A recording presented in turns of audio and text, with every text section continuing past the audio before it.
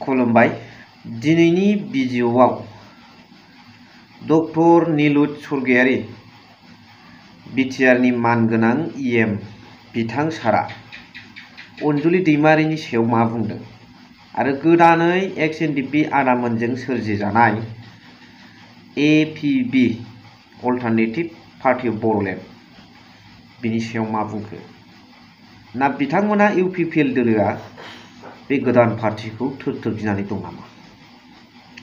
बेजों लोगोसे सिमा बारायनाय गामि सोसननाय फैगौ बिटिसि इलेक्शनाव बे ओनसोलनि गामि सोसनजानाय सुबुंफ्रा बिटिसि बाखिन्दा हिसाबै राइट टु भट मोनगोन ना मोना बेनि सोमोन्दैबो दिनैनि भिडिअनि गेजेरजों सावरायगोन। So hello everyone once again welcome back to the channel. दिनैनि गोदान भिडिअ नोंथांमोन बयखौबो गोसो गोथारै बरायदों, लोगोसे आसा खालामो इसोरनि अननायाव नोंथांमोन बयबो मोजां दं। सो गिबियावनो आङो नोंथांमोननो नैबे भिडिअ क्लिप्सखौ होग्रोनो नागिरदों जे डक्टर नीलुद स्वर्गियारी सारा गोदानै सोरजिजानाय रिजनेल पलिटिकल पार्टी एपिबि अल्टारनेटिभ पार्टी अफ बर'लेण्ड बिनि सायाव मा बुंदों आरो अनजुलि दैमारि मेडामनि सायाव मा बुंदों खोनासंनानै लाग्रोदो। बिनिफ्राय जोङो पइन्टआव फैफिनसै सावरायनो। गोदानै दानाय राजनितिक हान्जा बिनि आसोल लिडारा जाबाय मानिजाथाव अनजालि दैमारि बिथां।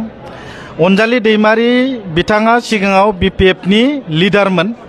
दा बिपिएफनिफ्राय बिथाङा बिपिएफखौ नागारनानै गोदान लिडार बा गोदान जि राजनिति हान्जा दाबाय, अब्ला जों मिथिबाय जे बै बिपिएफ हान्जाया बा बिपिएफ हान्जानिफ्राय गुगानानै फैनाय जाय बिथांमोन दङ बिथांमोनासो दिनै गोदान राजखान्थि हान्जा अनजालि बिथाङा दादों। बाहाय जों मिथिनो मोनबाय जे बाहाय इउपिपिएलनि कुनु खहा जानायनि खोथा गैया, खारन जाय दैदेनगिरिफोरा फैनानै गोदान राजखान्थि हान्जा दादों बिथांमोना जाबाय बिपिएफ हान्जानि। खारन अनजालि दैमारिया बिपिएफ हान्जानि नेहाथारिमोन, गतिके बिथाङा नेहाथारिमोन जिहेतु बेहाय इउपिपिएलनि कुनु खहा जानांगौनि कुनु खोथा गैया। दा बेखायनो बिपिएफआ दिनै बा बिपिएफ हान्जानिफ्राय गोबां लिडारफोरा सासेनि उनाव सासे गुगालांबाय थादों। दा बेबायदि गुगाबोनायाव दिनै बिपिएफ हान्जाया दुरबल जादों आरो गोदान पार्टी दानायाव बै पार्टीनि बा बिपिएफनि दैदेनगिरिफोरानो दिनै गोदान अनजालि दैमारिनि जि राजनिति दोलो बाहाय जगदान जादों। बाहाय कुनु इउपिपिएलनि खहा जाया नुनो मोनबाय। आरो बिथां नीलुद स्वर्गियारी सारा स्पष्ट खोथाखौ बुंदों, जिहेतु बिपिएफनि सासे लिडारमोनखाय बिपिएफनिफ्राय गुगानानै बिपिएफखौ रिजिगनेसन लेटार होनानै रिजाइन होनानै गोदान राजखान्थि हान्जा दानाय गोदान राजखान्थि हान्जानि लिडार जानायखाय बिपिएफनि सासे नेताया गुगानाय आरो चन्दन ब्रह्म सार खाम्फा सारमोनखौ लानानैबो मोनसे नोजोरबोआरि पइन्ट इमाजिनारि पइन्टजों बिथांमोना बुंदों इउपिपिएल दोलोआ जे गुगाबोगासिनो दं सानफा एफा।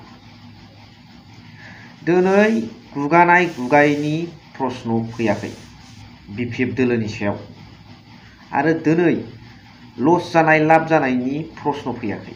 गोदान राजखान्थि हान्जा जोनोम जादों, दासो रज'जेनदों। बेयो माबादि गोहोम खोख्लैगोन, सोर दोलोनि सायाव बर' रायजो राजाफोरनि सायाव माबादि अनसायनाय मोनगोन, बे गावबागाव थांखि आरो हाबा मावनाय आरो रायजो राजाजों अनजानायनि सायाव।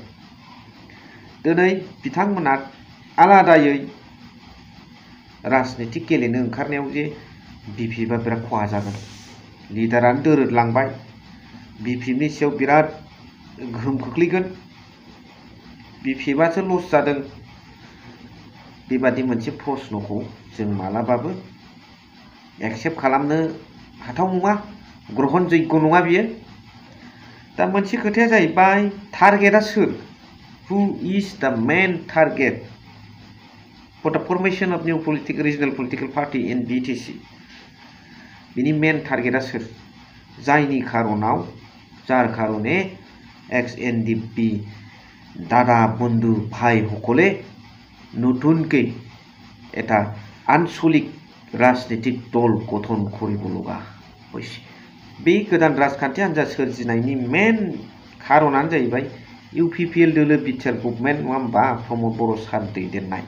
बिथांमोना जिबादि हप्स एन्ड एसपिरेशन्स होदोंमोन, बिथांमोनखौ एथ' गोलाव सम हारिनि थाखाय सुप्रिम सेक्रिफाइस खालामबोनाय बिथांमोनखौ जिबादि खोथा होदोंमोन, बेखौ पूर्ण खालामनो हायै, साक्सेसफुल खालामनो हायैयावनो बिथांमोना गावबा गाव इस्युखौ गावबा गावनो सुस्रांनानै लानो थाखाय बे जोनोम जादों।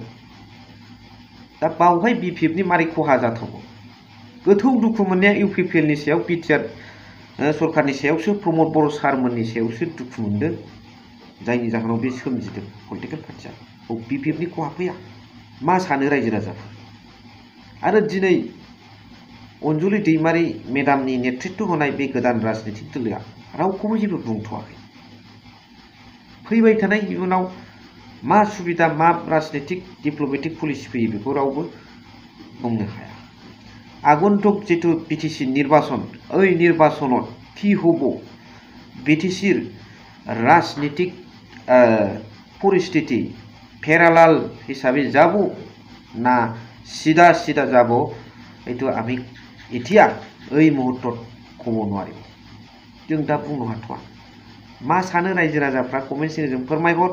लोगोसे जोंहा जों दासिमबो क्लेरिफिकेसन नङा, सिमाया बबेसिम बारायमारदों, डिमार्केशना बबेजों जागोन, जादोंल' होनो 60टा गामिया सोसनजाबाय होनदों, दासिमबो क्लियार नङा।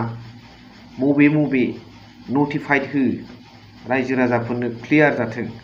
आरो बेजों लोगोसे जे जायफोर गामिफ्रा सोसनजाबाय, बियो फैगौ बिटिसि इलेक्सनाव बिथांमोना बिटिसिनि बाखिन्दा हिसाबै भट होनो मोना मोना, भट होनो राइट टु भटखौ मोना मोना।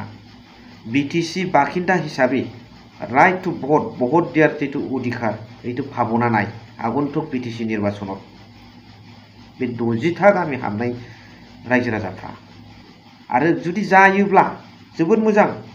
आरो बियो कनस्टिटुएन्सि दानानै बबेजों हाबफागोन आरो बाव बिसिडिसि थाहैनांगौ। सोरबाफोर जुदि बे एरियानि क्लियार मोनसे पिक्सार दङब्ला, हाबनायनि माबा मोनसे फोरमान दंथारोब्ला, जाथारबाय होननाय, आरो नैबे सिमा बारनाय डिमार्केशना हेमन्त बिश्व शर्मा मामायाबो बुंखांबाय गफरसिम होननानै। बे डिमार्केशना थिग जाना जायाखै। बबे मेपआ बबे, बेखौ दिनै क्लेरिफिकेसन जों लुबैयो। आमी बड' राइज हिसाबै এই গোটাইখিনি কথাৰ ওপৰত বা পইণ্টছৰ ওপৰত আমি ক্লিয়াৰিফিকেশ্যনটো বিচাৰোঁ। होनांगोन सारमोना, प्रमद बर' साराबो भिजन डकुमेन्ट्सआ आरो बोरो सार, वेयर इज इउर भिजन डकुमेन्ट्स प्रमद बर' सार। रायजो राजाफ्रा मा सानो कमेन्ट सेक्सनजों जरुर लिरना हर। स' भिडिअखौ एसेखिनियाव फोजोबबाय। थेंक इउ भेरि माच फर वाचिं। लाभ इउ अल।